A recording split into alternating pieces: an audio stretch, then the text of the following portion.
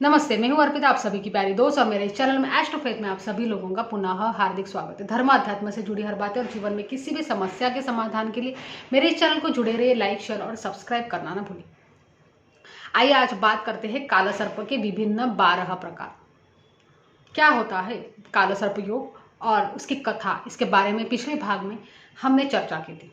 आज बात करेंगे काला सर्प के विभिन्न प्रकार और उसी के विषय में कुछ समाधान। तो पहला प्रकार है काला सर्प का अनंत काल सर्प। इस काला सर्प की वजह से, अनंत काल सर्प की वजह से उस व्यक्ति की तबीयत ठीक नहीं रह सकती है। अगर उसको कुछ बीमारी लग गई तो उस बीमारी का पता भी नहीं लग सकता है।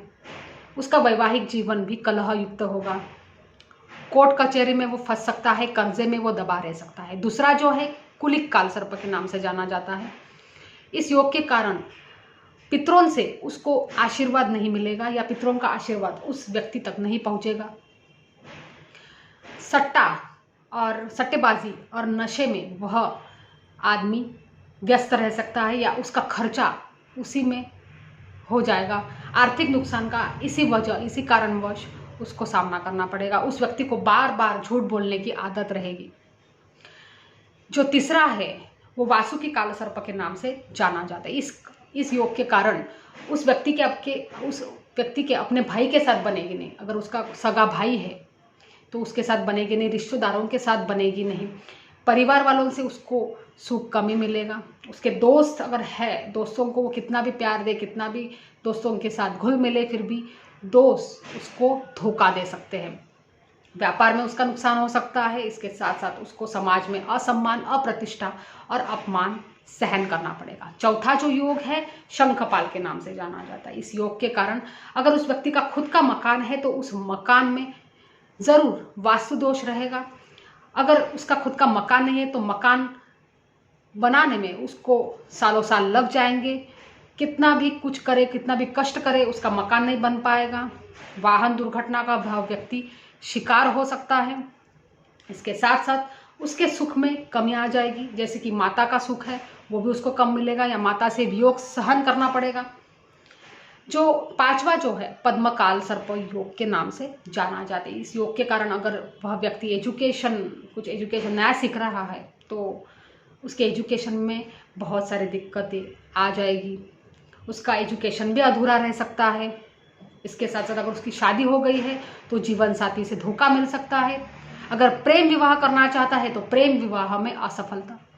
शादी के बाद संतान हो गई तो संतान से कष्ट, कभी कभी संतान होने में देरी लगती है, नहीं तो संतान बीमार होने की वजह से बड़ा मानसिक तनाव उस व्यक्ति को मिलेगा। लॉटरी में भी वह व्यक्ति नुकसान कर सकता है। जो छठवां जो योग है काल सर्प का, वह महापद्म के नाम से जाना जाता है। इस कारण उस व्यक्ति को अनेक सारे गुप्त शत्रु होंगे। वह व्यक्ति रोगी हो सकता है, संकट भी उसके ऊपर मंडरा सकते हैं। कोर्ट कचहरी में उसका नुकसान होगा, अपयश होगा। प्रेम विवाह में भी उसको सफलता नहीं मिलेगी, कार्य में असफलता।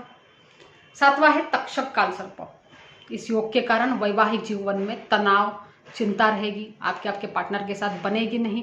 अगर आप व्यापार करते हो, पार्टनरशिप में हो तो पार्टनरशिप में तनाव, या आपको मुनाफा मिलेगा नहीं, या जितना चाहिए उतना सक्सेस आपको मिलेगा नहीं। इस तरह के परिणाम भुगतने पड़ते हैं।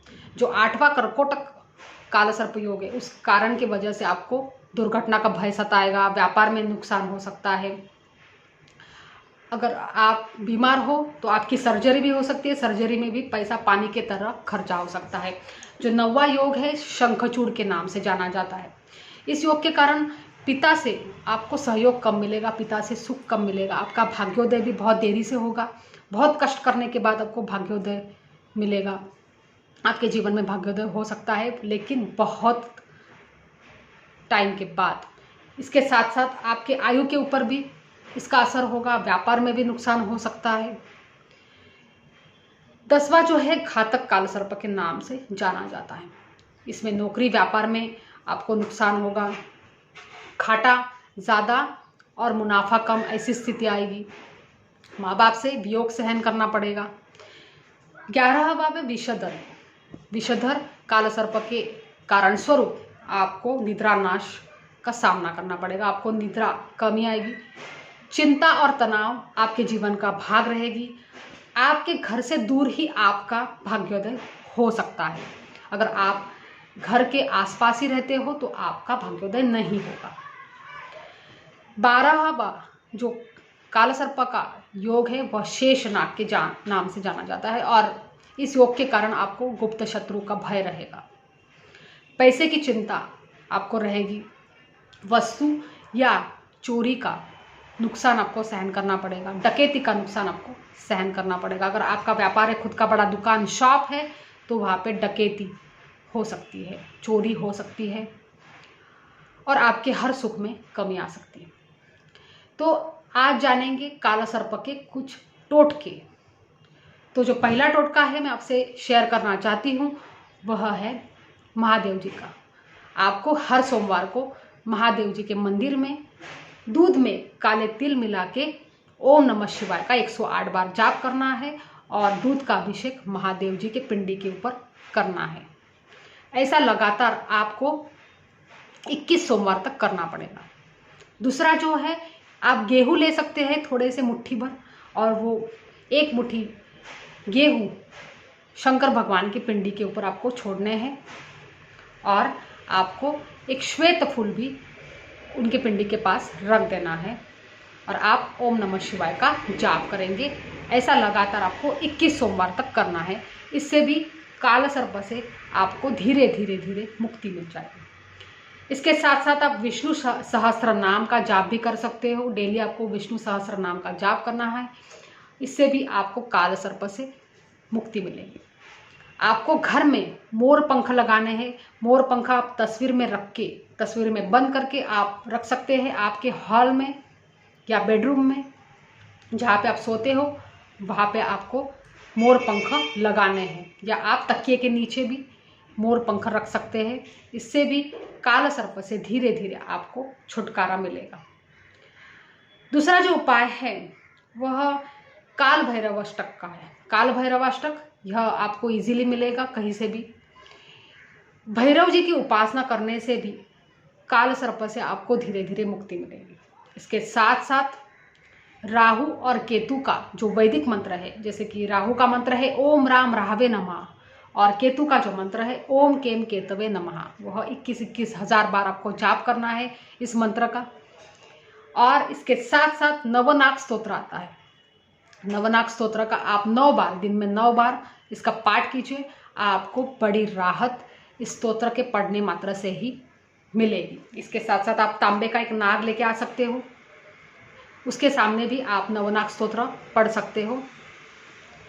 इसके बाद आप, जैसा आपको लगता है कि आपको धीरे धीरे इस परेशानी से छुटकारा मिल रहा है, तो आप यह नाग, तांबे का जो नाग है वो शंकर भगवान की पिंडी के समक्ष रख के छोड़ के आ सकते हो। इसके साथ साथ आप चांदी की जो ठोस गोली रहेगी वो आपके पर्स में आप रखिए, वॉलेट में रखिए, तो भी आपको धीरे धीरे राहु के प्रकोप से छुटकारा मिल जाएगा। तो ऐसे ये कुछ काल सर्प के टोटके आपके साथ मैंने शेयर किए हैं। और भी कुछ टोटके आपको जानने हैं अगले भाग में, तो मेरे चैनल से जुड़े रहिए। नमस्ते।